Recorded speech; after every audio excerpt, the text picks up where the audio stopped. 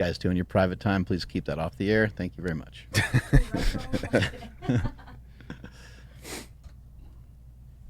Nsima, did I turn your microphone on? Yes. Oh, there we go. All right, well, then we're good to go.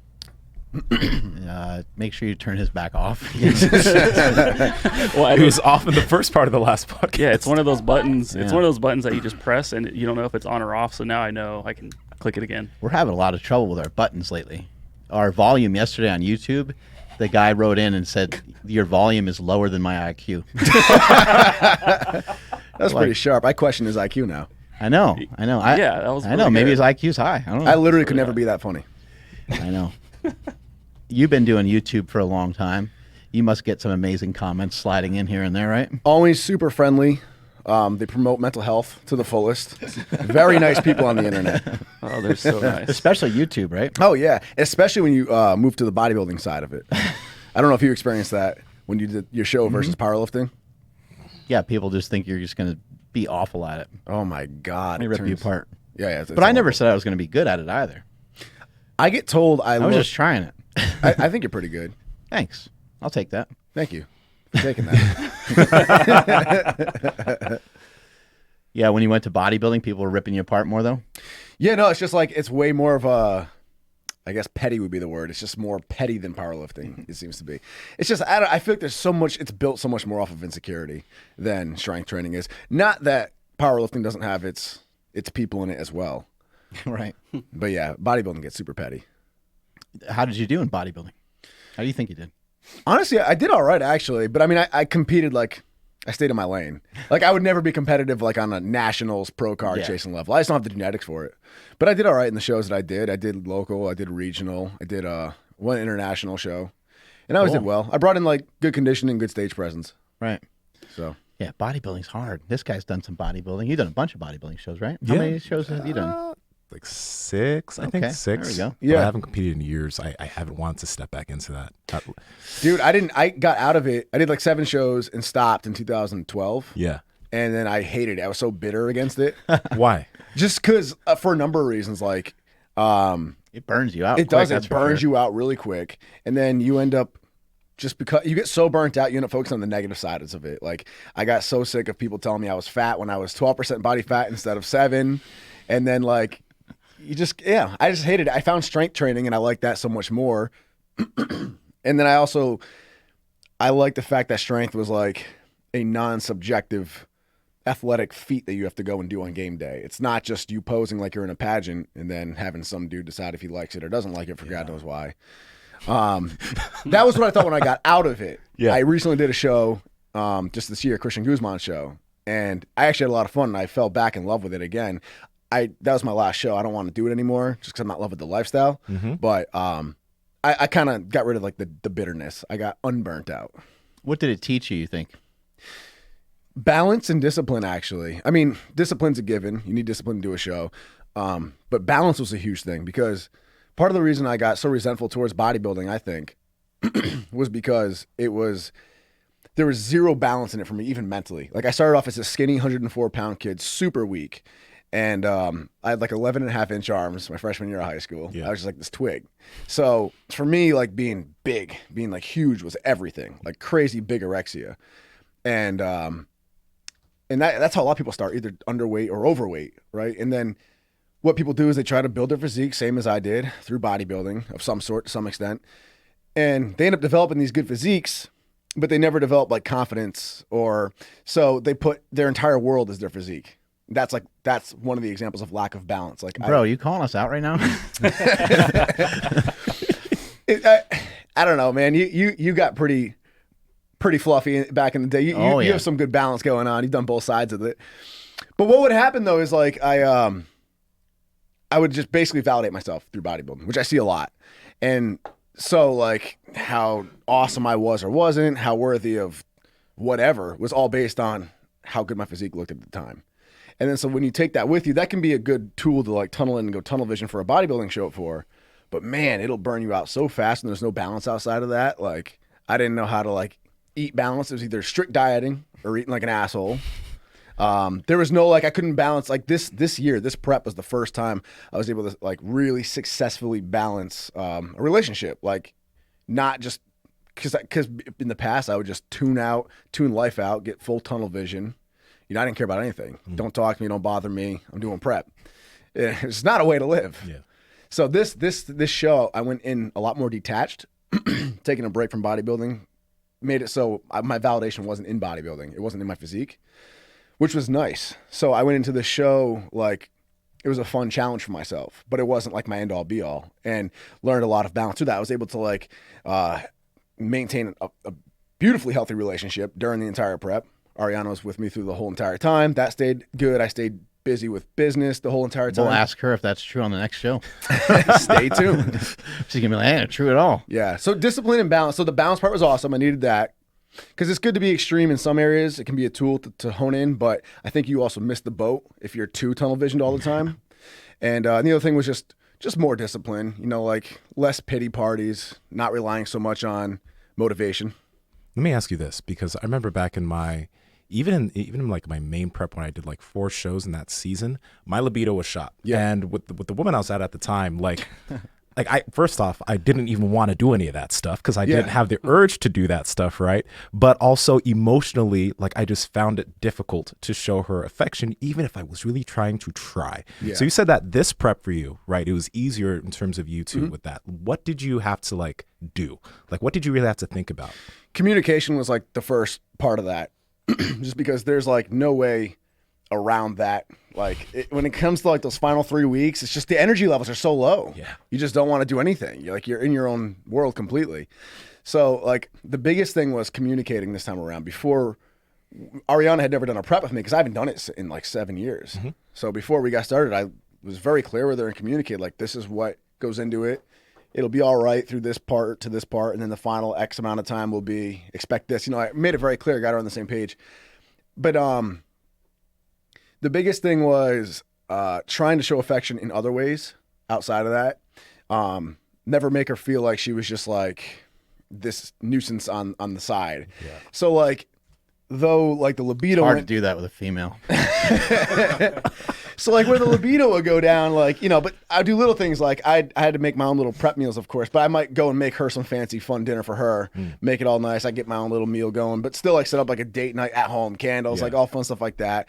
I'd go out with her to like, just show affection in other ways, make her still feel like part of the team and stay communicating. That was the other thing too. So like if you start getting no urge for sex or energy levels are way down, don't just like shut off and don't snap at her. Like, just be like I'm drained. It's not you. I'm drained, and that's really it. There's no magical answer. You just got to like try to make it a priority. Yeah. Wow. She's in great shape as well. She's probably hitting the gym. Do you guys train together at all? Yeah, she's always done like she did martial arts and she was training to be a professional wrestler. Damn. Did a few shows. I was traveled around for a little bit. We could do a match right out in the gym. Oh yeah, she'll hit you with a chair. So Perfect. I haven't been hit with a chair in many years, so it'd be great. I could use that. Yeah. So she does that, and then we will go to the gym together. But when it comes to gym stuff, she's more like cardio. She'll do just some basic weights just for like health and stuff like that. But we've always hit the gym together and stuff like that. We just kind of do our own thing in it. Did bodybuilding teach you that you have another level? You have another gear to go to? Yeah. That's what I noticed from it most. I was like, man, I always thought I was like pretty focused, and I thought I thought about this stuff a lot, but not nearly as much as bodybuilding. Powerlifting is just different. I mean, there is a lot of prep and you have to recover from your workouts and everything, but bodybuilding is, the way I described it to people is it's like you watch a basketball game and you see a team use a full court press. Yeah, that's what it feels like. You have a full court press. You got all this pressure on you 24 hours a day because there's so much shit to do. Yeah, it is true. I would say powerlifting training can be a little tougher than the bodybuilding training, like in the actual gym. But that's it. Beyond that, bodybuilding is, and again, like when I got bitter, I used to be like, bodybuilding's just a pageant. And this show reminded me of that's not true. But yeah, no, I agree. It is. It does push you to a whole different level. When, like I said, everyone becomes so reliant on feeling motivated.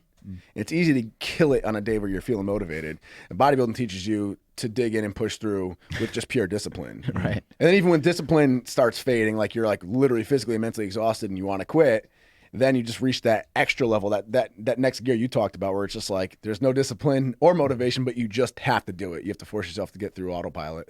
What about this show? Like, caused you to, was it like the prep towards the show, or was there something about this show that made you change your ideas towards a few things in bodybuilding? I think it was doing this prep with just a more open, balanced mind. Okay. Doing this prep without like the body dysmorphia, doing this prep without like labeling myself as Nick Wright, the bodybuilder. Like that wasn't all I was anymore. Just seeing it from a lot more of an objective mindset, I think. I was able to detach myself from the good and the bad and just see the bigger picture, and that it made it fun. What do you like? What do you identify yourself with now? Because like you came up with like you started the teen bodybuilding thing and that, you know, grew. Do you like identify yourself as just an athlete, a bodybuilder, a powerlifter? As cliche as it sounds, I would just say power builder at this point. Okay. But I genuinely like that. I mean, like I've thrown the word power builder around before just because it sounded good. But like these days, like I love the bodybuilding style of training. I fell in love with when I was doing just powerlifting. I got so one-dimensional with my training. Like I would never target shoulders, and I would just do like the big three and some accessories to strengthen the big three. Now, like I love having the whole balance. Like I love building the physique and getting the strength going at the same time. I think that's awesome. Like look as strong as you are and be as strong as you look. Why do you think people, when they hear the term power builder or power bodybuilding, they get a little triggered? Because I know I've said it, and people are, you know, they get all angry at me. That's a good question.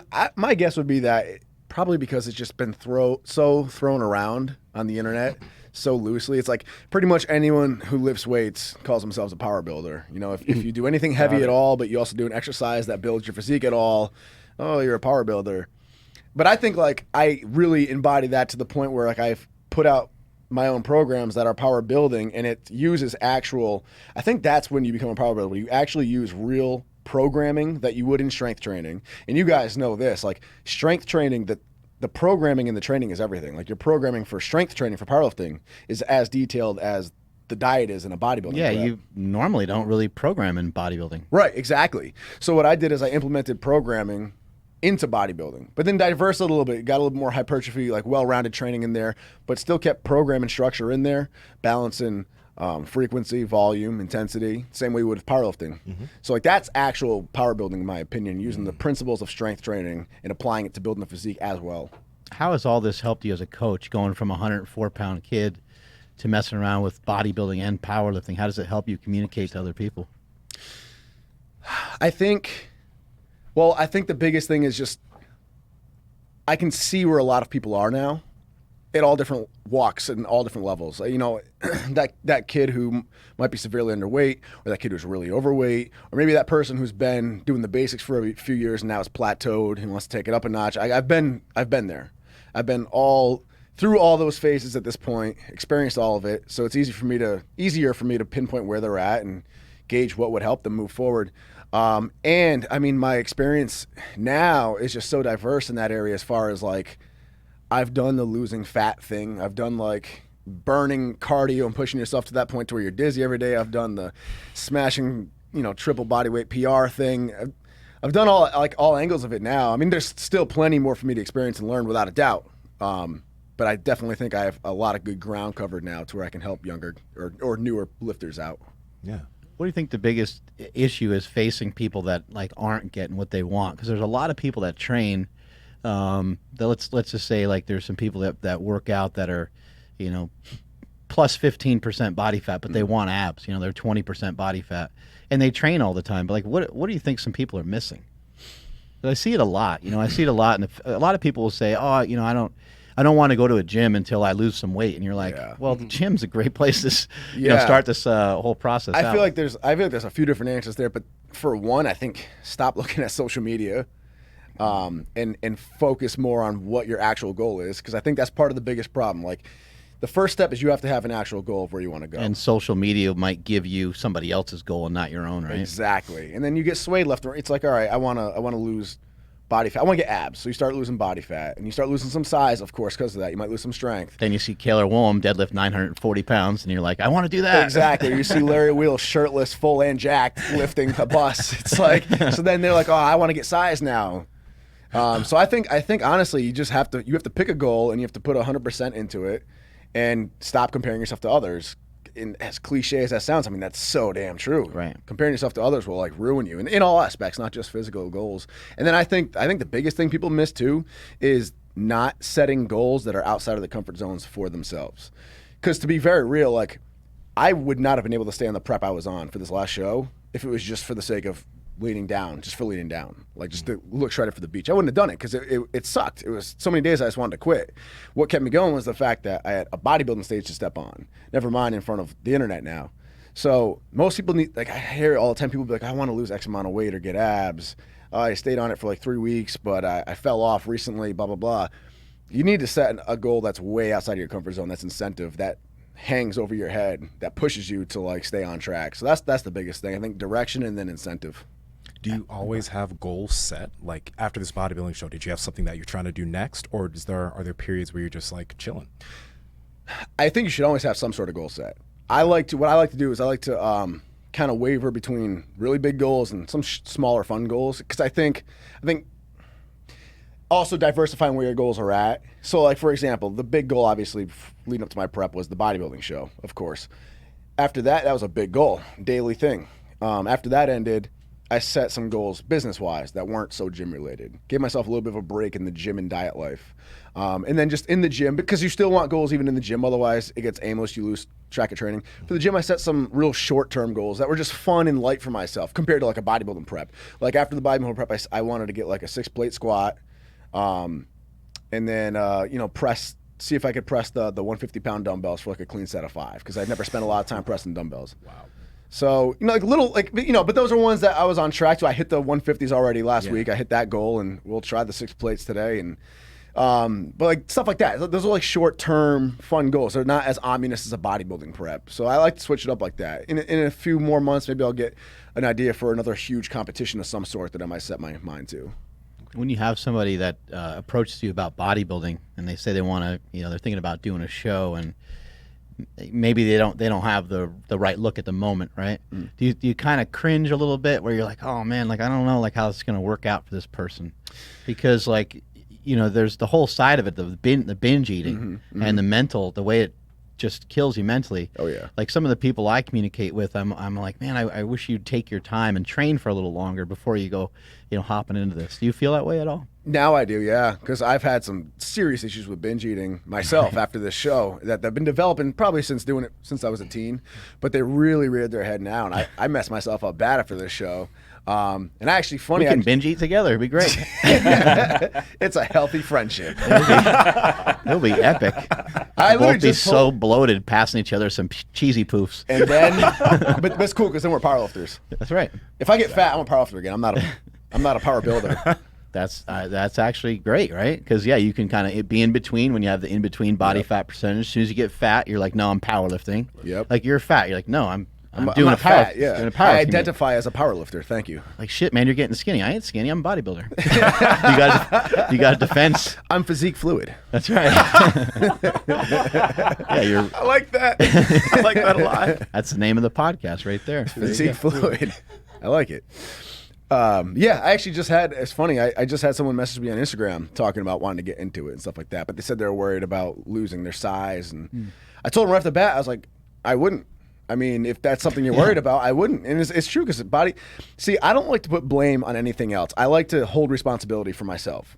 So people, like I messed myself up pretty bad from binging after my prep. It was totally my own fault. It was just an irresponsible way to come off of a prep, and blew myself up, got edema, gained 30 pounds of water weight. I'm still flushing it out. My face is still round as ever right now. How long did it take you to get there? What, from 30 pounds gained? Yeah. Oh, it was like a couple days. Oh. Yeah. Oh, yeah. I had pitting edema. Dude, my ankles looked like my quads. It was all water. It was bad. It was bad. Everybody warned me against that, and they were like, they're like, for you're a big guy, you could gain 30 or 40 pounds really easy.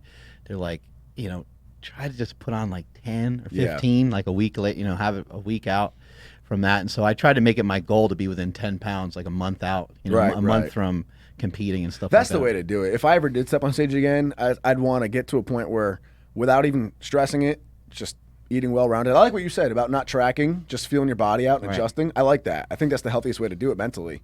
And I like to do that, and then maybe just get down to a point where I'm kind of lean close to it, and then maybe just tighten it up the last few weeks or whatever. think that's a good way to go. Is it a blessing or a curse knowing that you can like change, so quickly? Man, it's both. Like, I think it can be a curse a lot of times just because it's really easy to get comfortable. Be like, I'll start eating better in 2 weeks. Exactly. When the new year hits, I'll start eating better. Well, that's part of what got me in trouble with this last prep because I had to double time it. Like, I already did a short prep as it was 13 weeks, and then I kind of just like I half-assed a little bit. I traveled a lot in the beginning, and like I was kind of loose with it because in my head I was like, I'll just zip it up the last month. And I did zip it up the last month, and I paid for it. One thing I really love that bodybuilding did for me is it taught me that it doesn't matter like what time of day it is anymore. Like people get so associated with, what should I eat for breakfast? Mm-hmm. What should I eat for lunch? What should I eat for dinner? And as a bodybuilder, I mean, bodybuilders, yes, they have like oatmeal and egg whites and things like that, but you don't really have to adhere to any of that. You can wake up in the morning and have a chicken and rice or fish and rice. It's very common for them since they eat 6 times a day. Yeah, right. And since the meals just are nonstop.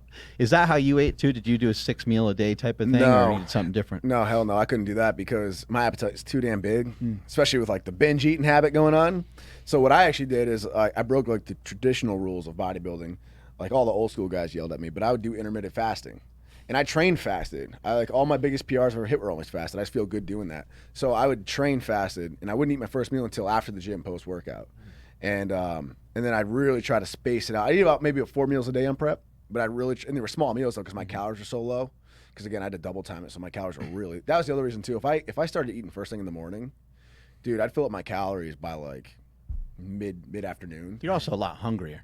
Definitely. The earlier you eat, the more you're going to eat. You're going to be hungry the whole day. Definitely. And my calories are just low. I was like low 2,000s down to 2,000 for like the final stretch of it. So it's like I would fast all day long and then start eating around 2, 3, 4, depending on when I went to the gym, how long it took. And then, eat at like, say if I ate at like 2 or 3, then I'd try to like force myself to wait like 4 hours, eat again, later afternoon, then at night around 8, and then last meal like 10, 11 before bed. And the other thing that sucks is I work from home because, this is what I do. Mm-hmm. This is like my full time. So I work at home, and it's funny. This was the first prep I had done not working a 9 to 5 because my last bodybuilding show was in 2012 when I was 21. And that was the year I left the 9 to 5 world. So every show I'd done was while working multiple jobs. And I had a hard work ethic when I zoned in. I was always very extreme. I'd either be lazy or I'd be hardworking. So I was always I was always thinking like, man, if one day I could make it to a point where I like didn't have to work a 9 to 5 and could do these preps without that, that'd be great. It's wrong. When you're sitting at home and that fridge is right there next to you, oh my God, and you're already hungry because you're on a diet.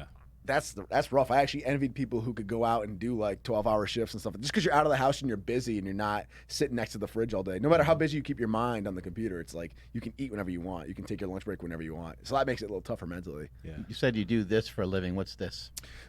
Just the whole fitness thing, social media. The YouTube channel segued into, of course, sponsorships and endorsements, and then segued into businesses branching off of that. So that's been my full time. How long have you had the YouTube channel for? Well, man, I started, I've had it registered forever, but like, I think I started making videos like the end of 2009. Oh, gee. Yeah, and then 2010 was, I did the Vault series, which people that followed me forever will recognize the name of. And that series, that was fun because like that series. How old are you? I'm 28. 28. Yeah. So do you have some stuff when you look back that you're kind of like, oh my God? Oh, everything. Just because like it's probably the beginning of some of your lifting career, Oh my right? God, everything from like my camera quality to my demeanor on camera. Oh, there's so many videos I look back. The only reason I don't delete half my videos that are old is because I'm too lazy. My God. But yeah, I made the Vault series and that kind of kicked it off. And that did kind of pioneer like YouTube fitness as far as what it is today. Like, like Christian Guzman and Matt Ogus both even told me that, and they're pretty like OG as well. Oh yeah, hell yeah, there. So that was kind of cool to have gotten that going back then. But yeah, a lot of those videos are so cringy. What is the Vault series? That was the series I did in 2019. 2019. 2010, I was 19. And that was leading up to the Natural Mr. Olympia, which was INBA, I believe. Yep. And I actually got the inspiration from watching the Lil Wayne documentary, The Carter. It's a really cool ass documentary, just like it's like reality TV kind of just on him, and he's just such an out there character. And does he like kick the guy out of his room? Like the reporter comes into his room, he's like, Yes, "This guy the fuck yes. out of here!" And the guy's like, "I didn't even say anything yet." He's like, "I just don't like you." Yeah, that was it. That was They from just that. That told was the from guy to take a documentary. hike. That was from that documentary. So I watched that, and I got inspiration from the structure of that to do a similar style, like homemade documentary. And yep, there's the cringe there. Look at the PJs on that guy. Nice. Yeah, so that was like a series that and I still meet people at expos and be like, dude, I've been following you since the vault days, and I've always just loved it. It's been fun. Dude, your arms are massive. Thank Shit. you. Yeah, you're pretty jacked right there. Thank you. I don't know how old I was in this. I must have been. And then, like, where are you? Parents' basement or something? Yeah, parents' basement. That's another thing I'll get to from like, I'll go to expos. Dude, I've been following you since the basement days. The vault days and the basement days. Those are the two things I You should get. just tell people, like, fuck with people. Be like, I still live in there. I live in that basement. Yeah, I still live in that basement. You got to keep the overhead low, right? Exactly. What's your diet like when you were doing the bodybuilding show? Like you mentioned the intermittent fasting, but was it just like low fat, basically standard bodybuilding style No, diet? it was actually closer to what you do. It was I prefer higher fat, lower carbs. Just preference. I felt better on that. I felt less hungry, less cravings on And that. if you eat carbs, is it like an onslaught? You're just going to want to eat all of them? Yeah, for real. Because I would have high carb days. Because like, I had a shout out to Dan Mackler, one of my best friends and training partners. He did my diet for this because he's a genius. And I just personally, I don't want to think when I do a prep. I don't want to be in charge of the Yeah, diet. I think everybody needs a coach. You Yeah. need somebody to text too when you're like feel like you're going to jump off the ledge. Especially those final couple of weeks, 'cause you can get in your own head and mess your own self up overthinking. So I had him handle it, and he did an amazing job. And but he would I remember telling him he would give me these high carb days once in a while, and I remember dreading them. Like, who dreads a high carb day? Because my calories would be low, again, 2,300 calories maybe at most, but doing cardio twice a day and going to the gym, so that goes fast. And the carbs would only be like 200 grams of carbs, some of that being fiber. So it's like, I'd have this little bit of carbs and it'd be the biggest tease. It'd be amazing. And then I'd just be starving an hour later. It's like, I couldn't wait to go back to low carb days. Yeah. What have you done like kind of more recently in terms of competing? Have you done a powerlifting meet or bodybuilding show like in the last couple of months? Yeah. So I did a deadlift. I've done all full power meets. But I did a deadlift only meet just because my friends were doing it right before I started my prep. So that was March. I did a water cut from 193 maybe down to 181, did a deadlift only meet, and then that was on a Saturday, and then that Monday I started my contest prep for this bodybuilding show, and then I competed in Christian Guzman's Summer Shredding Classic. That was June 29th. Oh, okay, that was just not too long ago. Yeah. Yep. So that was recent. Is that hard going back and forth between the two? Honestly, not really. Well, to be fair, I haven't jumped fully back into like full power mode where I'm just doing the big three and accessories to the big three and aiming for a meet. Like I said, it's been a blend of bodybuilding and powerlifting. So it's been a little bit maybe easier and a lot more fun. But no, it hasn't been a problem for me because like I keep programming in my preps. So I maintain a lot of strength leading up to my show. And so when I came out of my show, as soon as I got some calories in me, it's like my numbers were already pretty good still because I just never really stopped lifting heavy. Go ahead. When you transitioned to like doing bodybuilding and then doing powerlifting also, did you notice like a change in the way you looked at training or your enjoyment of training? Oh, yeah. Like, how did that help you out? Man, powerlifting literally fixed my training. It like brought it to the next level. It's what I'll say, and I'm saying this as someone who's guilty of it and someone who competed in bodybuilding forever. A lot of bodybuilders on the whole, they're starting to get better these days because of the internet, but up until recently, a lot of bodybuilders just don't know how to train. They really don't.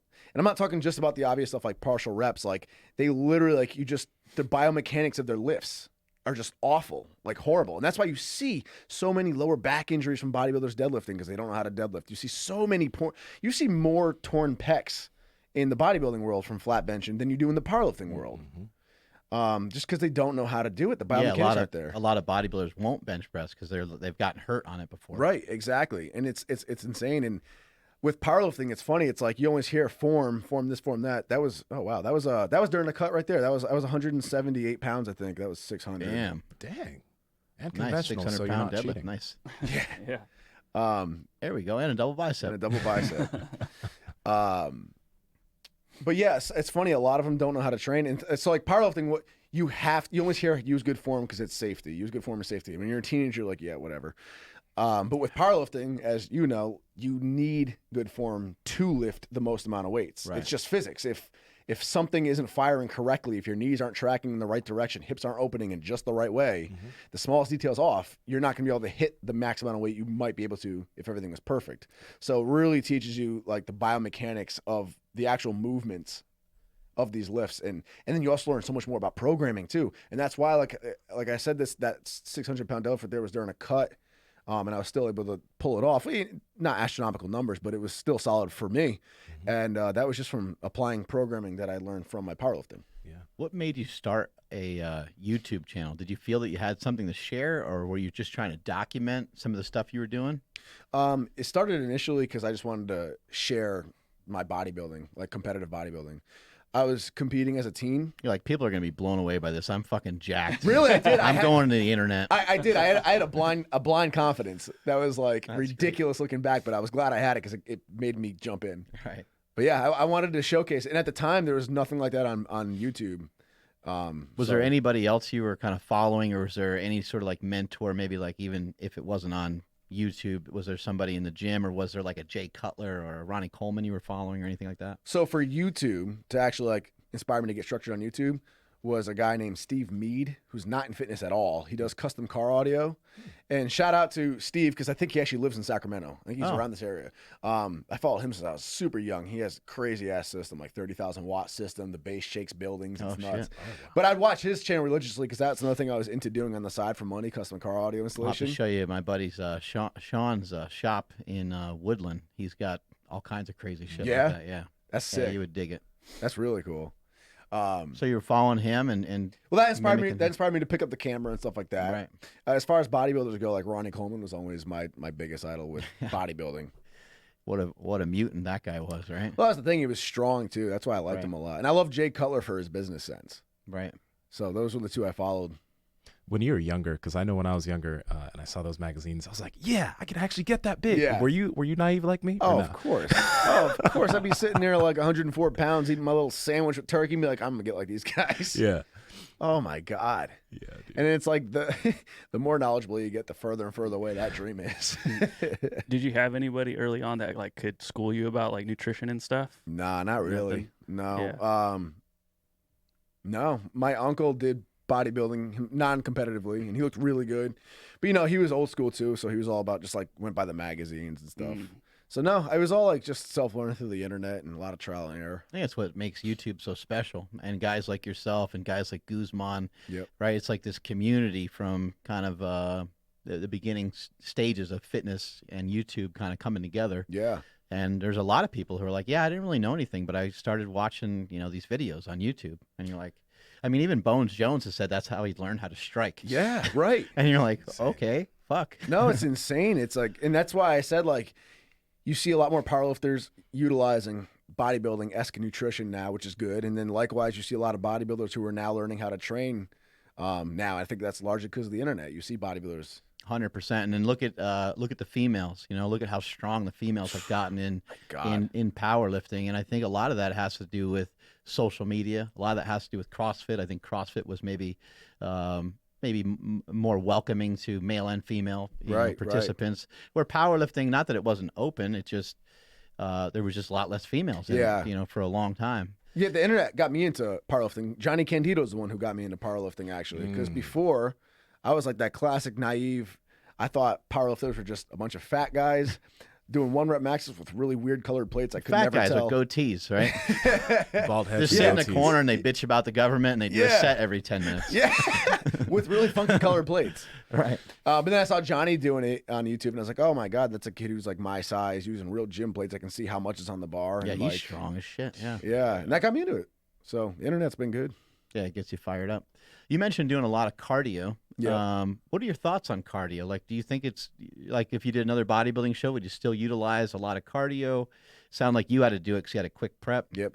I'm all for it now. I used to be back in the day. I used to be all like, just let the diet do it all. Forget cardio. Now my metabolism is not as friendly. But man, I just appreciate as I'm getting older. I'm just appreciating just heart health and health all around. Right. And just the beauty of being able to eat more because you're burning off more. So yeah, I'm pro cardio for sure. I think from a mental standpoint, it's nice too, just to have, 30, 40 minutes of something, whether it's just Definitely. like walking outside or whatever. If you're going a little harder and you're using a Stairmaster or whatever, it's kind of nice just to sit there, listen to music, or it's a way to like calm down while you're still doing something. Yeah, I agree 1,000%. It's super cathartic. I even told Ariana that like I'd leave. I have a treadmill in my basement, but I'd usually drive off to like this little private gym we have, and I'd be the only one there. I'd do it like 10, 11 at night, and I just go do my last session of cardio there. And she would even be like, "What? You have to drive out?" She'd feel bad, like, "Oh, you have to drive." I tell her like, "No, I'm excited for this because it is. You get like the 15 minutes is to drive in your car there, listen to a podcast, music, whatever. Then you get to the gym and you get to just zone out for 45 minutes. It's like a recharge." Do you walk, or is it like a more intense type of cardio? No, I'm very lazy, so I walk. Okay. I thrown on a weighted vest recently. That's my thing recently. Just because, and it's not dramatic, but just the extra 20 pounds, and the longer you can keep it on, like you can keep it on all day, that's even better. But just the added weight, you get to a pretty fast like walking pace and get on an incline, stuff like that, and you added 20 pounds. It's just extra calorie expenditure. Your body's just supporting that extra 20 pounds. Yeah. I was wearing a weighted vest for a while. Jesse Burdick had me do it. He calls it Fat Man Cardio, and he's like, "Yeah, just throw on a weighted vest." And I was like, "Oh, well, how much should it weigh?" He's like, "You're fucking fat and heavy as it is." So he's like, "Just use like 10 pounds or something, So I threw this weighted vest on, and it's the vest is like, it's kind of like grayish silver or something. And I had it over top of a hoodie. I had a hoodie on, and I'm walking down the street. I'm walking the streets of Davis, and I'm doing like this fast walk, with my arms kind of swinging. And a cop comes up, and he's like, "Excuse me," and I was like, "Huh?" He's like, "Everything okay?" And then I put my hood down, and I was like, "Oh, he probably thinks I'm like some crazy bastard with like a bulletproof vest." I'm like, "Oh, I'm exercising." I'm like, "This is a weighted vest." He's like, "Carry on, have a good day." I was like, "Oh, this guy probably thinks I'm a maniac." Yeah, running down the street with this weighted vest. I always feel slightly badass with it on. I feel like I look cooler than I probably do. It is hard to leave it on for a long time, though. It is. It beats the hell out of you. Oh my god! And then when you finally take it off, you feel like 1,000,000 pounds with a bad back. Yeah. How have you turned YouTube into a business? That doesn't make any sense to some people. Some people are like, "Huh? What is he doing with it?" I obviously make, some money from the views, right? Yeah, you make some money for sure. Like I've actually did a video where I went over like income, and like views for my channel would be like, the highest might be like 4,000 a month off views. So like the views are there, and that's a little extra income. But the biggest beauty of YouTube and any social media is you are the advertising platform. Like you're and you have to focus on your content first, and you have to bring value to people first. That's your first priority. But once you have eyes on you, that's like you're the marketing platform these companies pay for. Anytime a company pays for a commercial or a billboard, you're that. So you have a lot of power there. So with YouTube, what I started off doing was just the videos and then just sponsors.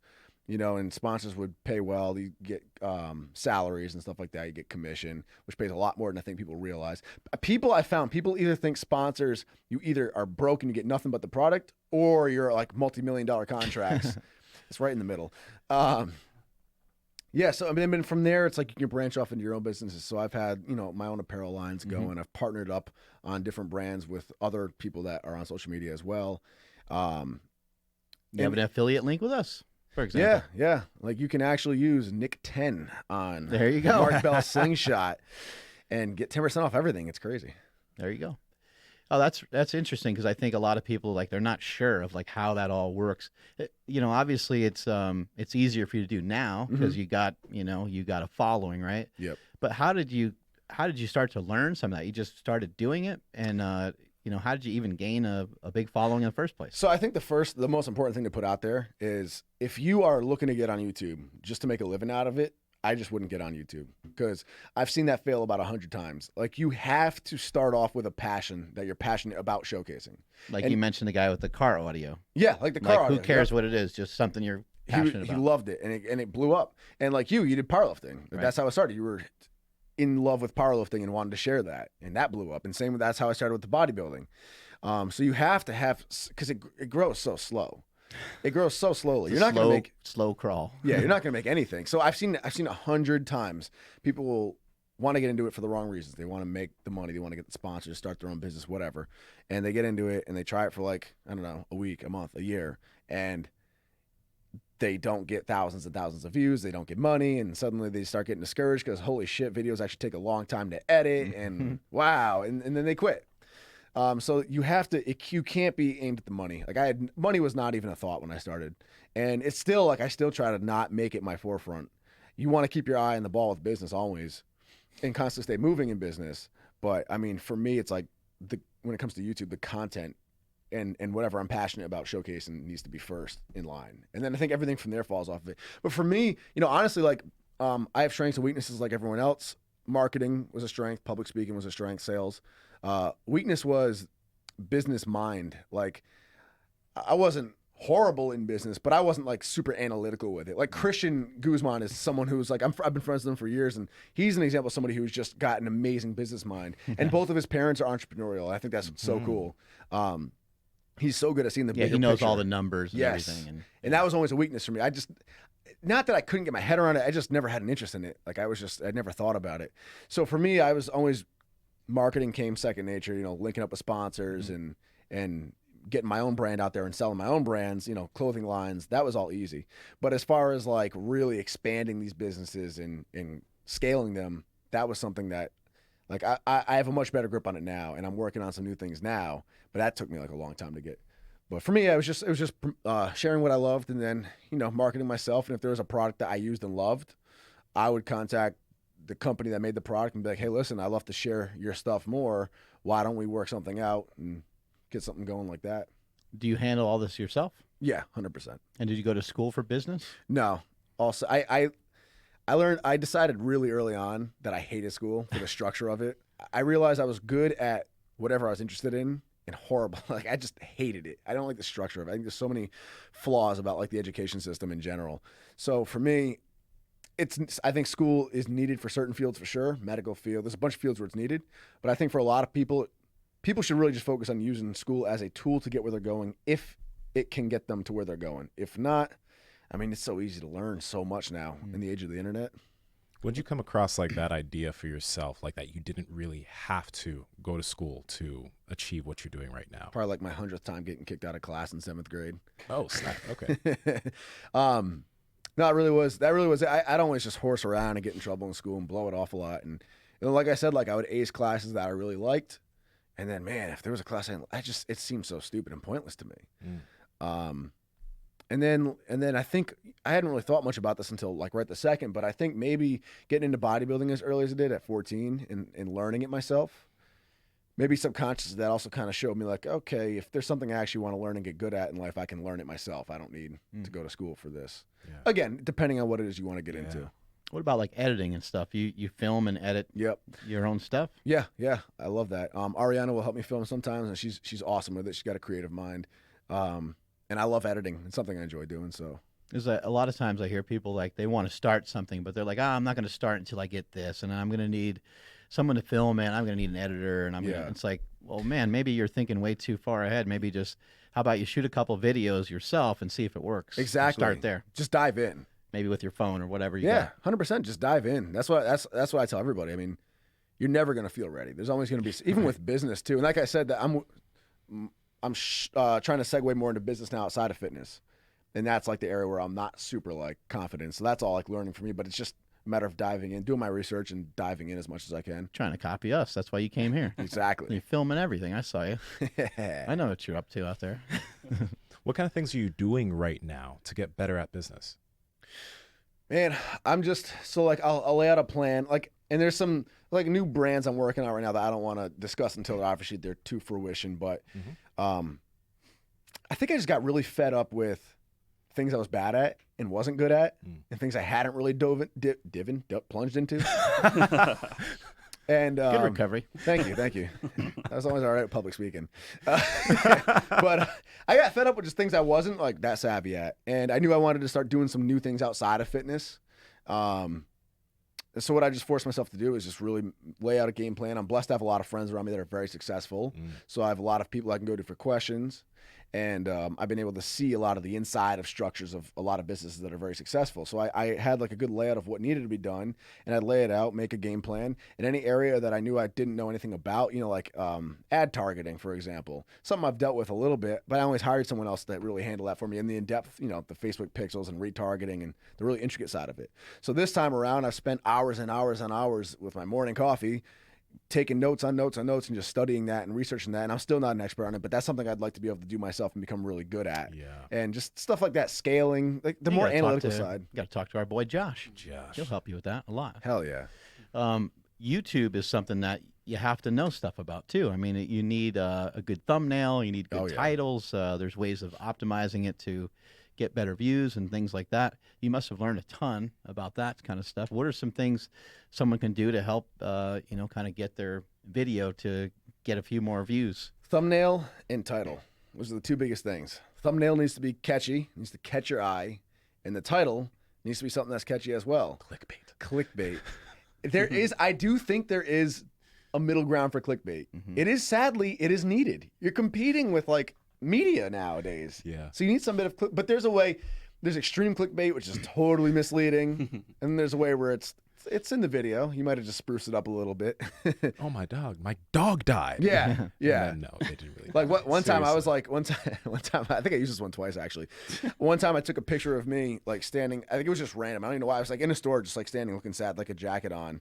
It's in some public place, and the title was "Let the Single Life Begin." And like everybody had known me and her. And then, but they watched the video. It gets to the point where we're in the gym and I was like, yeah, we're starting heavy singles now. So some people were mad about that. Yeah. People get butthurt about everything, right? Literally everything. I don't know if we can backtrack real quick, but you mentioned the binge eating, right? Yeah. You mentioned that was a problem, but I feel like it seems that you've figured out ways to fix that, because even I had an issue with that after my bodybuilding shows in the past. Like I ate a whole tub of peanut butter once, right? Right. What have you done to like fix that? Because a lot of people struggle with binge eating. So like, how have you fixed it, or how are you fixing it? First thing is learn about it, which I won't get too much into because I've done videos on it, and we just shot a video here. Oh, okay. Before you guys got here, actually. But short and sweet, I recommend the book Brain Over Binge. And that's not a plug. I have no affiliation with that book. I went and bought it after I saw it recommended. Yeah. Really good book. It breaks down the experiences of a binge eater, and it breaks down the science behind it. So that is step number one. Learn about what it actually is, what's happening in your brain, and how the habit was formed. And that will then teach you how to identify the binge when it comes up and how to start tackling it. And that's something that we could get into for like hours. So I'll just start with that. Get that book, Brain Over Binge, read that. Good first step. Once you have that down, little things like get out of dieting. If you're in a diet and you're having a binge issue, stop the diet, because the diet's going to mess you up. Ghrelin's raised, leptin's low. You're going to be hungry. It's going to not help anything. And also get away from this tracking mentality. I'm not saying tracking is bad or unhealthy inherently. I'm just saying if you have an issue with binging, especially if you already have an unhealthy relationship with food, things like tracking, being neurotic about your diet, it's going to amplify it. So get away from tracking. Get away from that. And and people probably aren't tracking the shit that they binge on anyway, right? Exactly, yeah. But I found like when I would track my daily stuff, it lead to like the binge urge. I understand, yeah. And then what Ariana actually helped me do too was she would start making like my breakfast for me. And she would make like a really well-rounded, fun breakfast just in a moderate amount. So she'd make like a little egg sandwich with like, bread and like a little bowl of like some fun sugary cereal.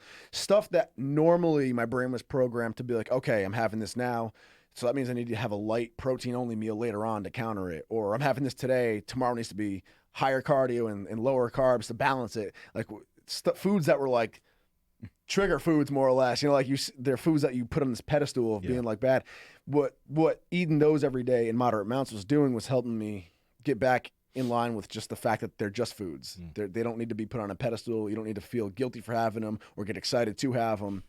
And that kind of makes it so it's like you don't get overly excited about any food. You don't feel guilty about any food. Yeah. It just gets you in a healthy relationship with food again. Food is just food. And then it really puts the focus on just amount. Just eat a reasonable amount. And that's like the first big step. And then the one little tip I'd give anybody who's dealing with binge eating, when you binge, this is a trait in all binge eaters, you eat really, really, really fast, like a dog in the wild, really fast. Yeah. And one tip that I found helps me a lot, slow down. Just take your time with each bite, chew, make yourself breathe between each bite. And I found this does actually slow your mind down a little bit and helps you kind of get in front of the binge, and you can kind of cut yourself off a little bit easier that way. What are some warning signs? Like, somebody listening's like, oh, wow, that's interesting, binge eating. But like they're totally ignoring something that, they're actually doing that could be leading to binge eating. A really common example is if you're dieting or trying to watch what you eat or whatever, and you maybe go to have like 2 cookies. You're like, I'm going to have 2 of these cookies right here. And then you're like, all right, I'll just track these cookies if you track, or you make a mental note if you don't track. All right, let me just have 1 more cookie. That's it. I'm done. You try to keep yourself busy. I'm going to have 1 more cookie. And you keep going back and keep snowballing. Finally, you had like 10 cookies. And then suddenly you're like, all right, I'm just going to have these cookies and this bowl of cereal. And I'm just going to cut out my entire dinner for the rest of the day. Like you make these wagers with yourself. And the next thing you know, it's like you're snowballing uncontrollably. And you're getting like anxiety too. Like you're getting anxiety trying to resist it. And you feel extreme guilt. You have a good sign of binging right there, especially if you're in a diet. And especially if you do that and then you try to really counter it by doing extra cardio the next day. I did not know this. I read that's a type of bulimia. Because I always thought bulimia was just eating and purge, like throwing up. But purging can be any form of trying to counter out. Binging is eating an insane amount of calories, more than necessary, in a very short amount of time with no sense of control over it. And then purging is just doing something to counter that increase of calories that is more extreme than what you would normally do. So I would do that. I would eat and go crazy and just go and kill myself for vengeance. The problem with it being extreme is that it's going to interfere with other things that you're doing. So it might interfere with your recovery. You might end up being overtrained and underslept. And then we've talked a million times on the podcast about sleep. Shitty sleep's going to make you make bad decisions. And it's just, cascades on top of itself. That's a really good point too. I didn't think about that, but I noticed that too. I would do that. I would kill myself with cardio to counter it, and I'd go hard as hell like the next 3 days to balance that out. And then by day 4, especially if I was in prep, it's like I'd be burnt out, and that'd lead me to like want to binge again because I was just gassed. Yeah, and a lot of times I like what you said about like, maybe kind of forgetting about being on a diet. Maybe forget about being on a diet. Maybe forget about like just the idea of like under eating. Maybe forget about the idea for a minute of just trying to weigh less. Maybe try to get some good nutrients, get some good food, good healthy food in you, and try to have a little bit, maybe just easier go of it with the foods that you're eating. Yeah. Like you said, you get like Frosted Flakes or something, and that's not a sign that like the whole day is blown and you're going to just eat like a pig the whole day. Exactly. No, exactly. That's the best way to put it.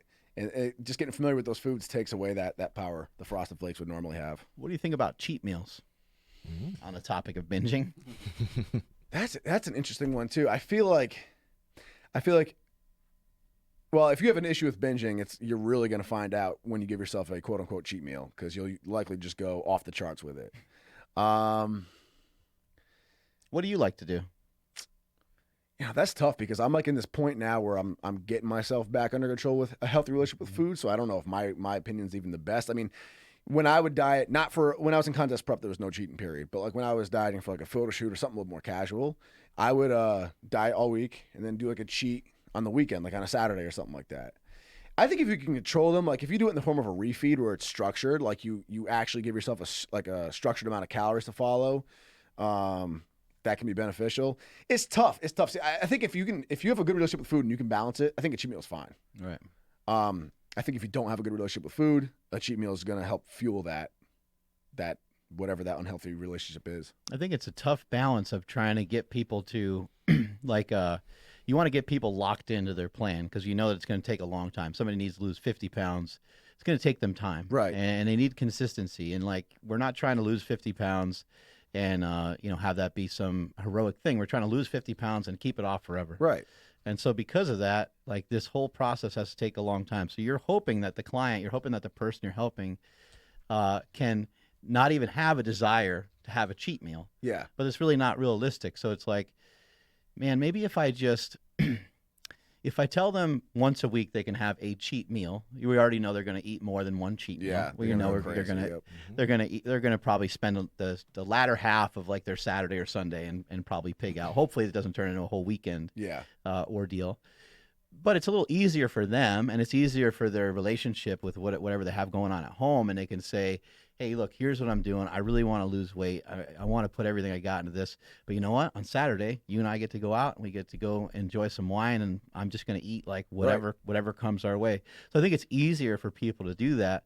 The problem is it's like a banana peel, right? You slip on it, and you're going to end up probably wanting to eat everything in your house, and it gets to be really, really difficult to manage. But hopefully, over a period of time, you can maybe, as a coach, you can communicate with the person and say, how was that cheat meal? How'd you like that? Was it good? Did you end up eating more? Like, what was the deal with it?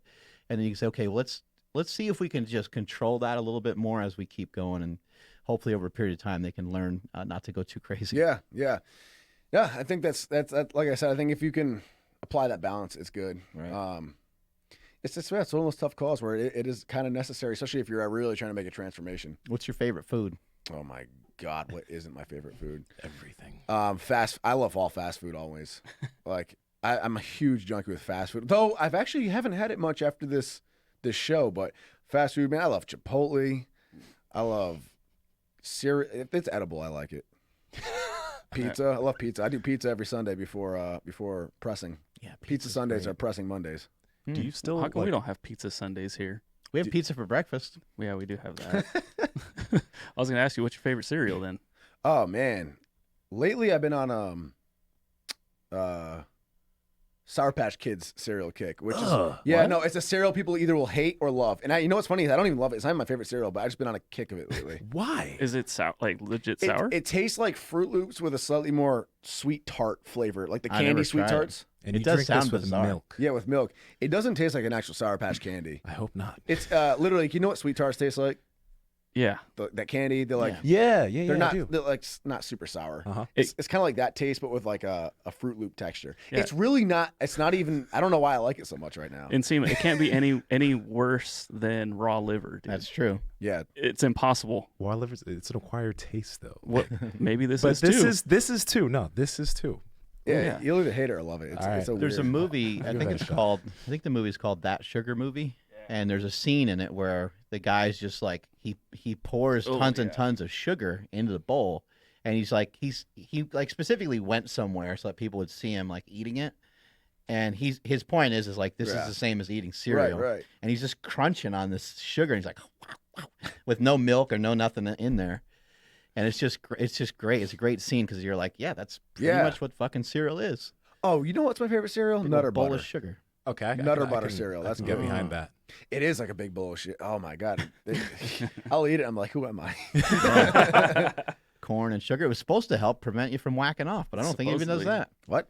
That's what cereal's made for. Yeah. Cornflakes. Mr. Kellogg. Yeah. That's why he created Yeah. it. Yeah. Yeah. Wait, are y'all serious? Right What now? was Yeah. the 100% whole? serious. He's Yeah. a doctor. I'm with him. Yeah. Yeah, no, it's a true story. Wait, what was the whole like? What was the thought? it was process a behind that? religious thing, right? Like if you're eating, you can't whack off because you're It's using your supposed to suppress. Yeah. They're like, how do we get kids to use both hands doing something? hands. That is one benefit of binge eating. You're like, keep your hand on your orange juice and then your spoon on your. yeah, but I don't know. I don't remember why, but yeah, the guy who It's made supposed it, to it was, suppress your libido, I guess. got it. Doesn't But- work. I don't think it works, but it probably is a bowl of estrogen and a bowl of bunch of other bullshit. Yeah, that we don't that's need, true. right? Yep. You still fast?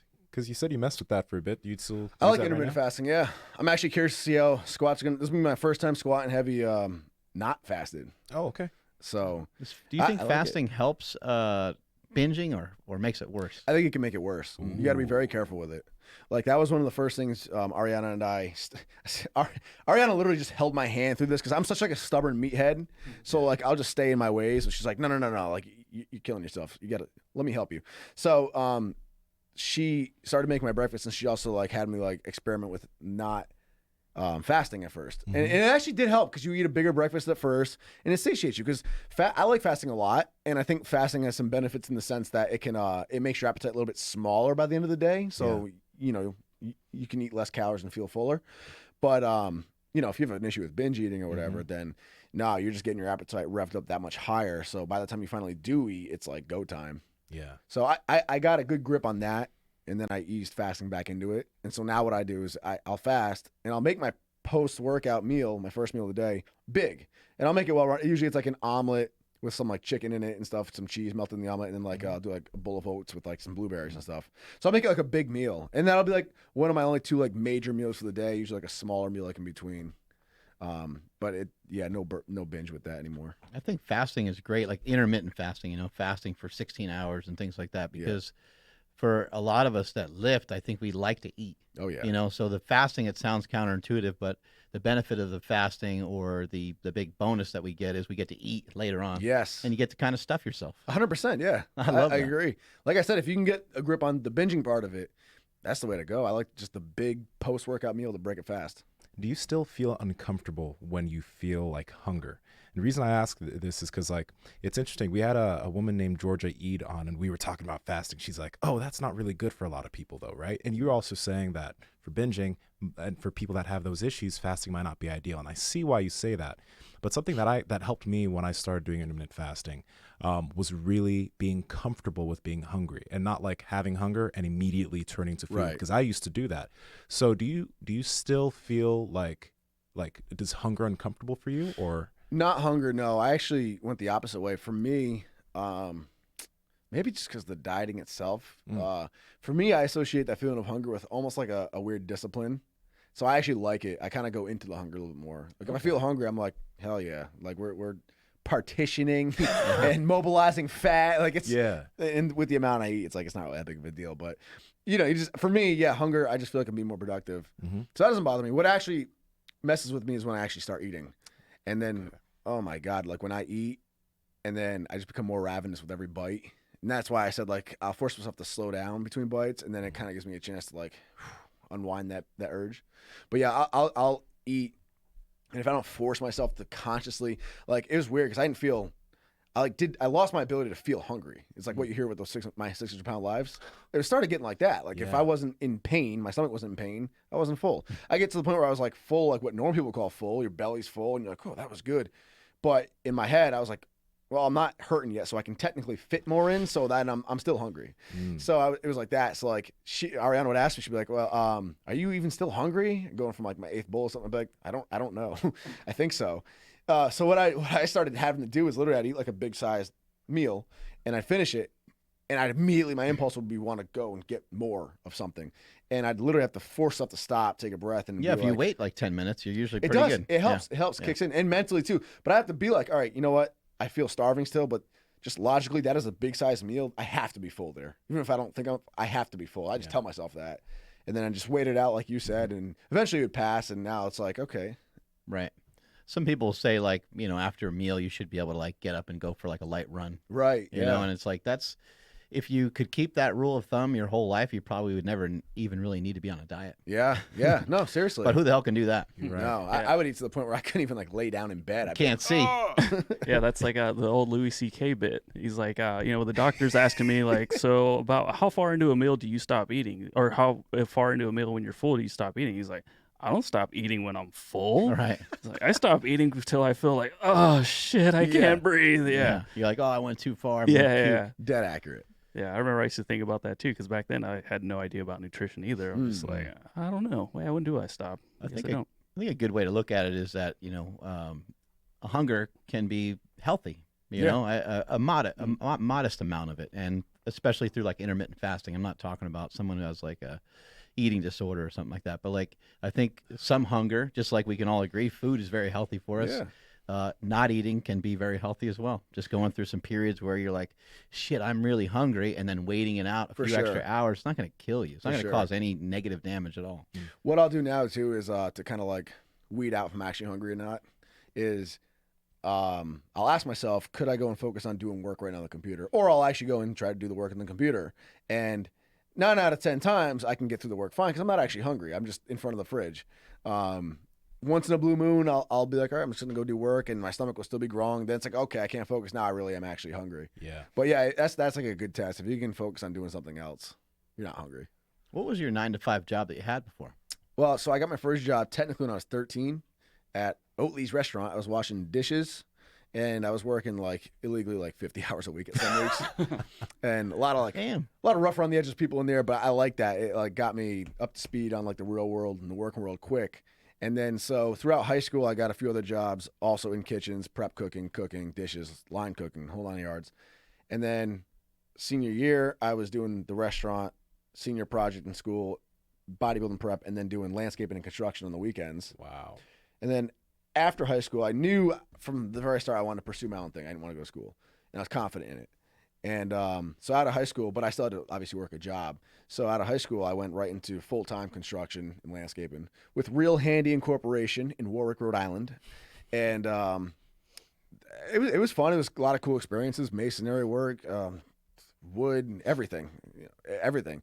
And then at about 20, and this is all while I was still pursuing like the YouTube and trying to get that running. And around 20, I started working for GNC, and then found out I was really good at sales. I'd also done some like cold knocking sales jobs too, selling like Kirby vacuum cleaners and stuff. And then found out I was good at sales, and then shot up to management and worked. I managed a corporate store in a mall for GNC for a while, and made good money for a 20-year-old kid at that time. Yeah. And then all the while still doing dieting for shows, doing YouTube videos, and like I was trying to like market myself that way too. Like I'd go up to like RTN, shout out to RTM. I don't work with them anymore, but good ass relationship. They're like my first sponsor ever. And I would like load up supplements for them and drive 2-3 hours into like New York or wherever, set up a little table at some store and do a demo there for hours for them. Hustling, shoot. Yeah, man, I'd film the whole thing too, and it's all about how you market it. So like I'd basically just be like an underpaid sales guy, a sales rep more or less. But what I would do is I would like get clips of it and had the shirt and everything. I'd be like, my sponsors are sending me here. I'm doing like a little tour of my sponsors, meet and greet, come beat me. Yeah. Like you make it sound like it's a cooler deal than it is. And I would actually have people that watch the channel. You get like 3 people at that time, Right. like that would show up and say hi. Yeah, I was doing all that, and then so corporate jeans. But then, man, in 2012, I just like it hit me. I was managing my own store, and it was good. It was at the time. I don't know how it is now, but at the time, it was good money. It was I don't know, $55,000 a year or something like that, with benefits, 401k plus commission. Again, for a 20-year-old kid. Yeah. And it was AC. After working laborious jobs, it was nice being an AC, not having to shower after it. For 20 years old, that was pretty awesome after like the labor I'd done. And so I also done oddball jobs too. Like I worked at Torre factory as a subcontractor. So we did like the 12-hour days and like the iron, working with like the metal, with the boots, the clean suit, the hard hat, all that fun stuff. So I'd always done labor stuff, which I liked. And so that was nice being able to work. But man, summer of 2012, that summer was the last bodybuilding show I did. I did not have a minute of a social life or life at all. I was just like, because I was managing. So if employees don't show up, you got to be there. And it's just like 60-hour weeks. And it hit me. I was like, I am wasting my life away, literally, to make someone else money. And I was like, I could be applying the same amount of time to making myself this money. And that's how I always looked at things. I'd be at GNC and I'd be like, most employees would just go through like blocking and facing and everything we're taught to do blindly, counting the time of their shift ends. I'd be like looking at it and be amazed at like the marketing and like, you go to like the little GNC portal and you get like the newest update from some supplement company on like their newest way of marketing it. And I'd always be so intrigued by that. I was like, man, imagine get to a point where your brand is getting carried by different stores or third-party stores and you can market it with this strategy and that strategy. Yeah. So then I was like, I'm done with this. So I just quit and I moved to Virginia, Richmond, Virginia, with my cousin at the time. Always been close with him.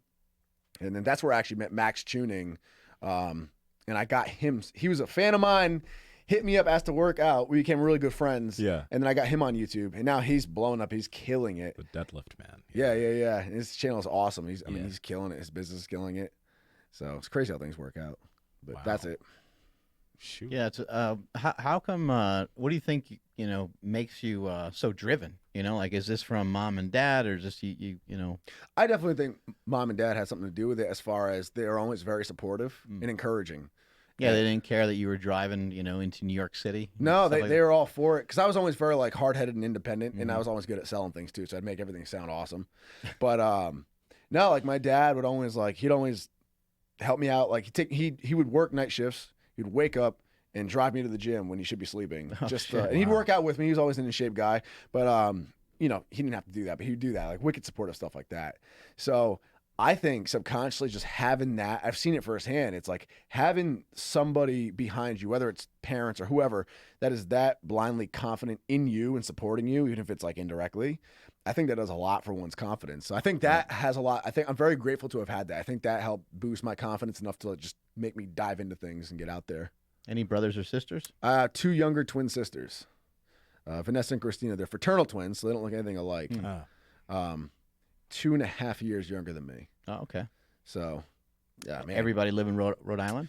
Yeah, we're all born and raised in Rhode Island. That's a state, right? It's a state. It's not a town in New York. It's the smallest. It's the smallest state. It right? is the smallest state. It's not a town in New York. People will be like, "Where are you from?" Rhode Island. Oh, New York. I've been there. Yeah, they think it's like Long Island. And Yeah. they get all confused. Rhode Island's interesting because it's the smallest state geographically for sure, and population is still small. It's like it's just north of 1 million people, I think.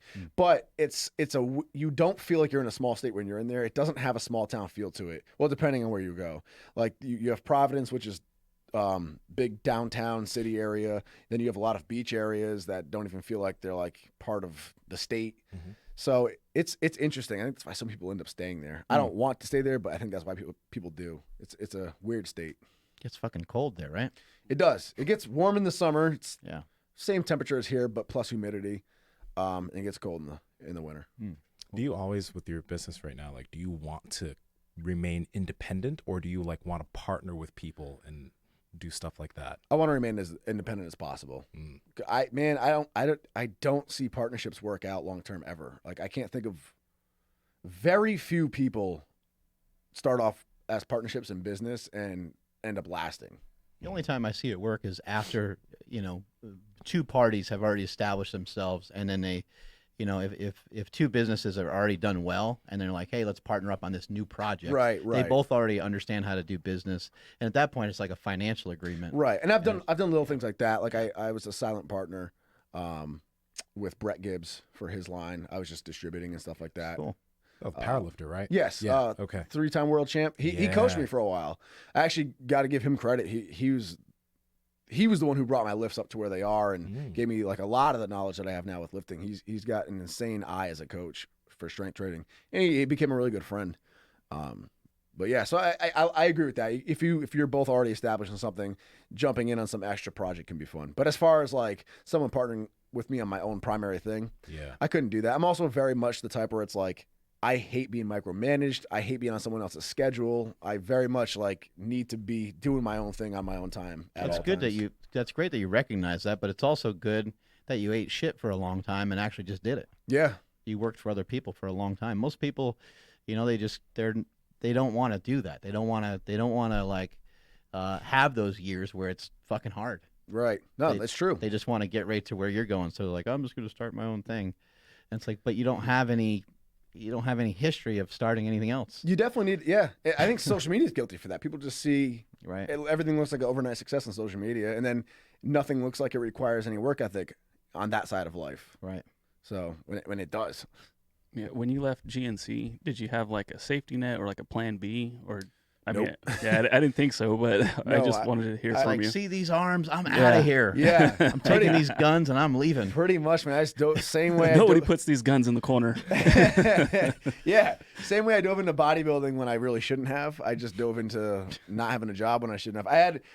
I just turned 21. I remember having about 15 grand in my account at that time. And that was pretty much my safety net. And then I went down. I started making some light money off YouTube and a little bit of commissions on sponsorships. But again, everything was very small back then.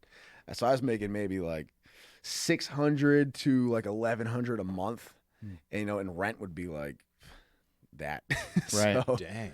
I was breaking even and treading water, but it was like fight or flight. And I've found recently that's like what I thrive best under. I find when I try to like scale things back and live safer, I tend to become more complacent. When I kind of put myself under a little bit of pressure, I do better. What supplements do you like? Being that you worked at a GNC for a long time, you've been in the fitness industry doing bodybuilding and powerlifting. Are there some supplements that you enjoy? Tren. Oh, there we go. That's what this guy does.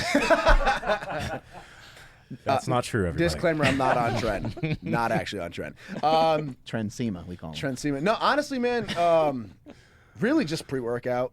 And just for the sake of caffeine, to be honest. I mean, I've dabbled in all different ones. I've done creatine, which I think can have its benefits, and essential fatty acids, and some some pump products can be fun for the gym, but honestly, I mean, I'll get on something for a little bit, use it, love it, get off it, forget about it.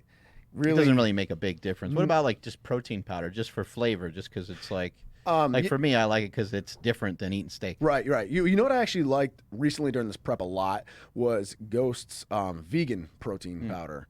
And I'm not vegan at all, but this powder actually tasted really good to me. Granted, disclaimer, I started using it when I was in prep, meaning my taste buds were desensitized. So, and I just stayed liking it. So, try it and make your own decision. Bodybuilders that say they like apple cider vinegar. Right. You're like, that does not taste good at all. So try it and make your own decision. But what I liked about it is it was really smooth. Like, I'm not lactose intolerant, but dairy just tends to digest harsh for people in general. And what I noticed with this is there was no gas, no bloat they usually get from like post-workout shakes. There's none of that, which is beautiful. And then this might have been just all in my head, but I swear when I was getting close to the show, I just felt I felt like I stayed a little drier on it versus when I'd have the dairy. I feel like I get a little softer looking just simply just from the bloat and stuff, the water retention. So that was like, I definitely like that.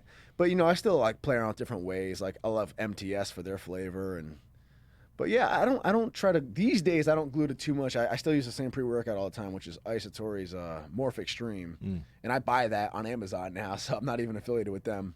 Even protein bars can be a slippery slope. Oh yeah, because it's like eating Snickers. It is. I mean, they're making them taste better and better all the time, and there you are eating 2, 3, 4 of them. Yeah, no, those are dangerous. I try to stay away from those for that because they'll really get you because they're so damn tiny, but they're so calorically dense. You have this tiny little bar, and it tastes delicious. It's like eating one cookie. You want another one, but you look at the back, and it's like you just had 250 calories. Like you just had a little. It kind meal. of gets you excited to eat something else too. It does. Like it doesn't really satisfy the way you would like, It does. And then by the time you eat something else, it's like now you have that little protein bar added on top of that. So you just got fatter for nothing. Yeah. Just make the excuses. Oh, it's just protein. It's just protein. I can eat 3 more. Yeah. What has worked for you strength-wise? How have you been able to build your strength? You've deadlifted over 600 pounds. You squat close to 600 pounds. You benched over 400 pounds, I believe, right?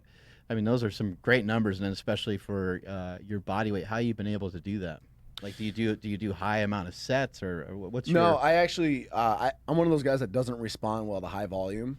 Some people thrive off really high volume, and I don't. I shit the bed really quick if you give me high volume. So for me, on average, lower reps was always my thing. So like for benching, I really did my best actually staying around like the 4 rep range. Even if it was lighter, even if volume needed to be higher, I'd do more sets overall and add more frequency throughout the week, but just lower repetitions.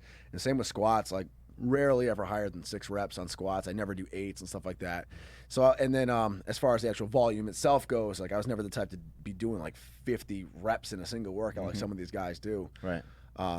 You're more like just maybe 2 or 3 hard sets, and then that would be maybe like the main exercise. Yeah, like 4 sets of 4 maybe. Depending where we're at, it might be 6 sets of 4 if it's earlier with lighter weights. But yeah, those kind of workouts are brutal. Where you got where the volume is real high. Yeah. The amount of sets are real high, and the reps are kind of moderate. And yeah. And it's like that's the worst. 6s, like that 6 range sucks because 6 is like it's low enough reps to where you're definitely using heavier weight, like heavy weight to be taxing, but it's high enough reps to where it's like you're not doing 3 reps anymore. Yeah. Like, it's too many damn reps to be doing that kind of weight. Yeah. It's cardio. Yeah, somebody had asked like, what training split do you prefer now, bodybuilding or powerlifting? So I do both. Like, and I have a lean strength program on my site, nickwrightbodybuilding.com. But I spent a long time designing it and running it and rerunning it so it was perfect. And that one's designed more for if you're a seasoned powerlifter, so you're used to some higher volume, and you need to start a cut. And of course, if you want to implement some bodybuilding training, so maybe a powerlifter who wants to do a cut and get his physique going like I did, it's designed for that. Or it's good for anybody who's in a caloric surplus, like not dieting, but might be new to strength training. Good way to get the feet wet for strength training. But so that is one example I use for all my cutting, and that was like, it was 5-day split. It would be upper body, lower body. I only deadlift once a day. I only deadlift once a week, and that's just what I found for me. Too much deadlifts like burn me out fast. And then I do like a back day with that, and then repeat upper and lower. And it would start off with the bread and butter: squats, bench press, the big 3. And there would even be some variations. On one of the days is like a long pause bench press, slow negatives. But then you follow it up with all like lateral raises, stuff like that. But everything's just programmed in. I never got into like the generic splits. Did you ever notice any, like, I don't know if you could, but did you notice a difference in your physique after you started adding heavier lifts into like your training? A lot of thickness added. Yeah. A lot of, like, my weak spot has always been my chest and shoulder region. And my chest blew up for me more than it ever had after just benching super heavy. Yep. And like this cut showed it a lot too. For anyone who had followed me, I got a lot of positive compliments saying that I really brought my chest and shoulders up, especially the chest area. But it was really just from that heavy ass benching and doing it so consistently, high frequency, multiple times a week. Mm-hmm. Yeah, tremendous change. Well, did you always program for people, or is this something that you just like kind of always wanted to do? And no, I don't coach people with that. So it's a program I designed and it's available on my site, and it goes by percentage and it goes by RPE. So it's about as detailed as you can get before having a coach custom make you your own. But no, it's just something like I basically just something I would want to use, and something that gets me results, and then I just share it. And then I kind of made it just generalized enough to where, because I have certain things that I need, other people might not need, might not be necessary. So I generalized it enough, like switch out a movement that maybe I need to bring up a weak spot with a movement that I know overall could benefit anybody and everyone. Did that come from like demand, people asking you for help? Yeah, actually, yeah. I'd get asked all the time what my training split was. I mean, it's like super common question, and people would also ask how I maintain strength during a cut. And then also, that was the other thing I really wanted to share, just like so many bodybuilders miss the ball in that. Everyone loses strength and thickness when they cut dramatically. And you're going to. It's unavoidable. You're going to lose it to an extent. But you don't need to lose it as fast and as hard as so many people do, and including myself. I used to just, a month into a diet, lifts were gone. Yeah. No programming. Programming saves all that. So that's why I also want to get it out there for people, give them an option. How has your YouTube evolved, from the beginning where we saw some of those pictures of you flexing in your PJs, versus, over the last, 3 years or so? It's been crazy. It was a lot of adjusting with times that I've seen a lot of older YouTube channels not do. Some of that I attribute to friends, like Max Tuning, for example. I got him on YouTube. But Max is like a genius in his own respect and has a great eye for marketing and YouTube, better eye than me. He watches a lot of channels that I don't even watch outside of fitness, and he has a good knack for that. So though I put him on, I would then in turn pick his brain about how he structures his channel and learn from him, and that helped me kind of adapt with the times a little bit. But man, it's segued, like it went in 2014, I started powerlifting, so it turned into pretty much like a powerlifting only channel. And that was exciting. So it went from following my journey through bodybuilding to follow my journey through powerlifting and all my powerlifting meets. But eventually it got so one-dimensional, and then I actually got burnt out from YouTube. In like that can happen. 2016, I got burnt out from YouTube, and I was just like kind of sick of posting, and I kind of fell away, and then views dropped and growth like really plateaued for a little bit.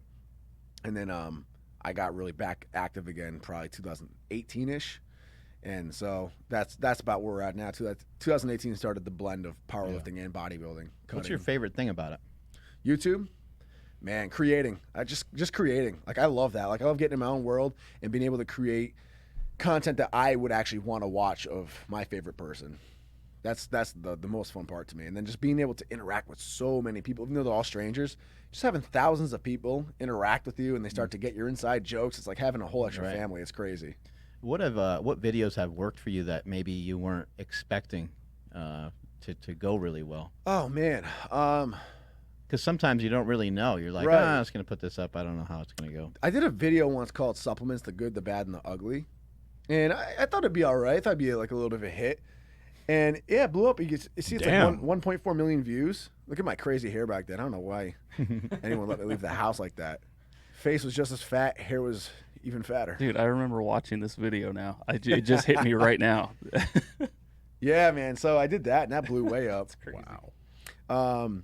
I also did some videos with like Boston Lloyd when he first came out.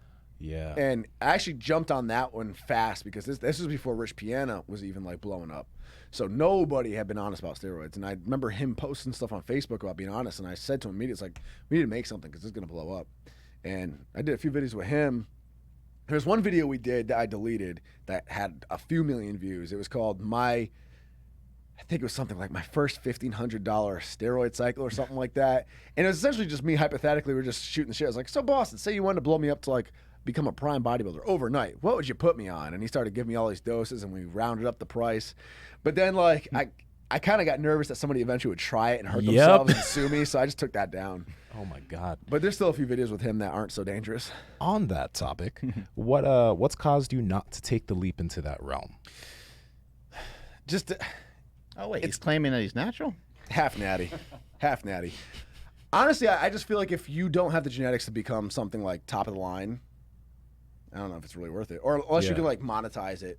Okay. All right. So even in terms of like gaining in strength or whatever, why do you prefer not to? Is it just because like you don't think you'll be able to get to a 900-pound, deadlift or squat or something? Yeah, it's like debatable if my genetics would even be able to get that far. Yeah. And then just the strain it would put on liver, losing hair, all the shit that goes with it. Mm-hmm. Which it's whatever. It's all personal choice. But for me, it's just kind of like spending the money and putting that kind of risk just to kind of be average. Like I said, it depends. Like if someone was like, hey, we have an opportunity for you in Hollywood. Need you to jump on some trend. I'm like, oh, then hell yeah. Hell yeah. But yeah, okay. Makes sense. Yeah, it's always interesting to kind of hear why some people don't do it.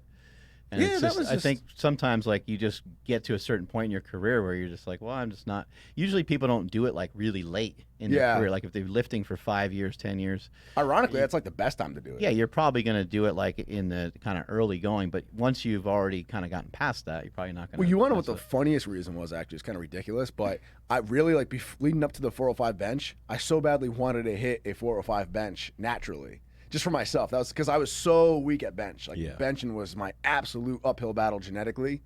And I sucked so bad at it. So I was like, man, if I could ever get to that because in my head at the time, and this is before the age of social media where everyone's benching 500 pounds at 180. At that time, it's like, 4 plates. It's like only big linebacker dudes or like juiced up dudes are doing that. Mm-hmm. So in my head, I was like, that's one thing I want to do. So like, and I didn't hit that until like 2017. So that was like, it was a really ridiculous reason kind of, but that was one thing. I want to hit that 405 bench natural. Yeah. What's it like going to these trade shows and stuff and now having such a big following? What's it like having these people come up to you and here you are, teaching someone how to get like bigger biceps or get in better shape and they're saying that you helped change their life? It's amazing. It's unreal. I mean, it's like the coolest feeling in the world. That's one thing I'll never get used to, and I'll never like take for granted. Like I don't, granted I'm not at like that celebrity level or anything, but I don't know how people can ever become jaded with that and start like brushing off like fans wanting to meet them. Because to me, I'm just like blown away every time. Like, you want to meet me? I'm just like another average idiot lifting in the gym. It's the coolest feeling in the world. It really is. There's nothing comparable to it. We mentioned, with YouTube, we mentioned the thumbnail, we mentioned the title. What about the content? I mean, the content is crucial. And so over the years, I mean, part of the reason why you got burnt out was probably like you just didn't want to think about it anymore because you can film just your lifts, and I guess that has some merit, right? But in order to be like a YouTuber, you need to like do more than that, right? Yeah, for sure. Yeah. Gym footage burns out quick. It doesn't get anything anymore for views. You mess around with like skits and funny shit here and there, and no, that stuff does do well. I've just never.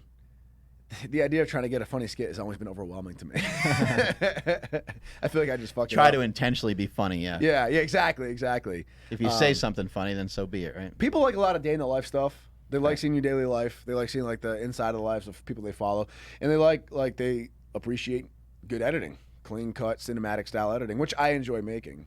So yeah, content needs to be on point. You need to really show your personality. Your personality is what will get your following going. That's what brings people to you. And do you still do a lot of like vlogging type stuff? I do. I try to keep it blended in there. Seems like such a pain in the ass. How do you keep doing that?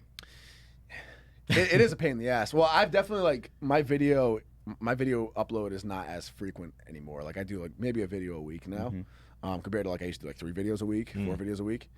And I'll do a little blend. Like there'll be like maybe a certain day where I vlog. If I came here, I might have the camera handheld, vlog it like that. But maybe like the rest of this weekend, we just do cinematic shots, B-roll shots, action shots, gym footage, whatever. So for me, I literally try. It's very intuitive. I try to just go by gut feeling. Like I go very much off creativity and what's exciting to me at the time. So if I'm feeling an itch to share something and do it very raw, right up in the moment, handheld, holding the camera here, that's what I'll do. If I'm feeling it out, I'm like, you know what, this would look really cool, just being cinematic B-roll style shots with cool music over it. Then I'll do that. So I just kind of feel it out and really just stay doing what I feel like doing creatively. I think that's a pretty big deal. Like, you know, rather than falling into the trap of doing something that like maybe it's hot at the time, but you really don't enjoy it, you know, figuring out what you actually like to do, because you can do that for a long time and you probably won't get burnt out. Right. You know? Yeah, definitely. You just need to stay doing what you love. That's what it comes down to. Yeah. You into any books? Actually, yeah, but I'm not into any of like the business books or lifestyle books. Like I see a lot of people posting those, and I've never been able to get into them. So I'm just into fiction. I'm all about Stephen King. Ooh. That's it for me. The Dark Tower series is the best book series in the world. What about TV? What about watching some TV, some movies, stuff like that? Yeah, I mean, we try to find different shows to watch all the time. I don't even have cable, actually. I just never bothered to buy it. Just use Hulu, Netflix, YouTube Premium, all of that. Breaking Bad was the best show ever, followed by Dexter, besides the ending. The ending's why sucked. The ending is why Dexter's not number one. Yeah. Sons of Anarchy was good up until the last seasons. It just kind of got repetitive and far-fetched. People just get too tired of writing, I think, at a certain point. Yeah. Game of Thrones was good up until the So biggest the ending. letdown. Oh, man. Yeah, that's bad. Yeah. These shows, I'm looking for a new show now, though. the endings suck. Yeah, I know. It's hard to. It's just like you know, go on Netflix or something. It's kind of hard to settle in on something. And I then can't get into the Netflix shows. And you recently. find something, and then it's like in like German or something. And you're like, I don't know what the fuck. I've been rewatching Pretty Little Liars with Ariana recently. She's been showing me that, and that's actually a good show. I'm surprised. Yeah, that no. I No, think I my know. girl watches that. You know a show. You know a show that I am very embarrassed that I actually liked, that my girl put me on and we watched together. Vampire Diaries.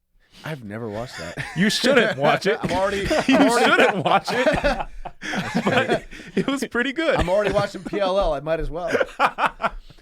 Oh, You know, man. dude, there are shows though. Me and my cousin talking about this. There are shows that are you really get into them when you watch them with your girl, and you like them. You genuinely like them. Yet you just couldn't watch them by yourself though. Oh no, yeah. Like PLLs, straight up. I remember her watching when it was out. I like that you call it PLLs. Oh yeah, I ever watched it when she was watching when it was out, and I was like, I can't get into this yet. But now she's re-showing it, and it's good. I'm like excited to watch it at night now with her, but I don't think I could watch it by myself. Yeah, you know, she was watching a few episodes of Gossip Girl, and those few episodes are pretty cool. But I think it's because I was watching with her, and now I'm like, should I watch Gossip Girl with her?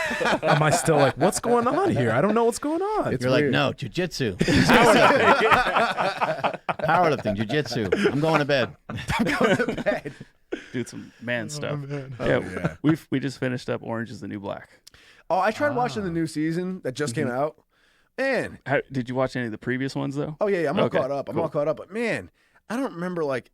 I don't know if it's a new thing with me or just because I eat when I watch it now, but I get so grossed out by like the meth head's teeth in that show now. Like it never used to bother me. Now it's all I can see. I had to turn it up because I was eating. Yeah. I was so sick of seeing bad teeth. You ever watch Breaking Bad? I love Breaking Bad. Yeah, that Breaking is the Bad's best good. show ever. Yeah, It that's might really be. good. Still never seen one episode. Wow. It's amazing. Well, so the first It'll give you something to do. first season's actually kind of like hard to get into. Second season really picks up, and after that's crack. Hey, Yeah. just be careful, man. Especially when you're picking up a series like that, you don't want to lose. Like Well, that would take so much time. I'm just waiting till like I get like I don't know some like crazy bad like illness where I'm stuck in a hospital bed for like 6 months. I'll just catch up on all these Breaking Bad, just everything. Oh, Yeah, I yeah. can't wait. Yeah. Unfortunately, SARMs didn't hurt me that bad, so I'm still okay. Yeah. Breaking Bad is like the best show ever. Don't at me. It was really There you good. go. Hey Yeah. man, awesome having you here. Can't wait to get a lift in with you. But I also want to do a podcast with you and your girl. Oh, I think that'll be a lot of fun. For sure. Where can people find you? YouTube.com/Tim Westwood TV. No, Nick Wright. YouTube.com/Nick Wright. Instagram and Twitter are both at Nick Wright NWB. And I try to stay as interactive on all of them as I possibly can. Strength is never weakness. Weakness is never strength. Catch you guys later.